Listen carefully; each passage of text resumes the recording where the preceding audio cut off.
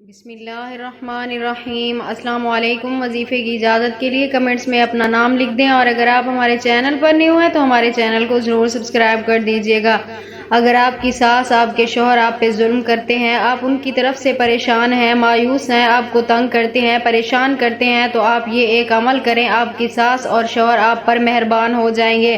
تو عمل آپ نے کچھ اس طرح کرنا ہے کہ رات کے وقت روزانہ آپ نے سوتے وقت یہ عمل کرنا ہے۔ 21 دن تک آپ نے عمل کرنا ہے۔ آپ نے کچھ اس طرح کے اول و آخر 11 مرتبہ درود پاک کے ساتھ آپ نے درمیان میں 621 مرتبہ یا ودودو یا سبوح پڑھنا ہے۔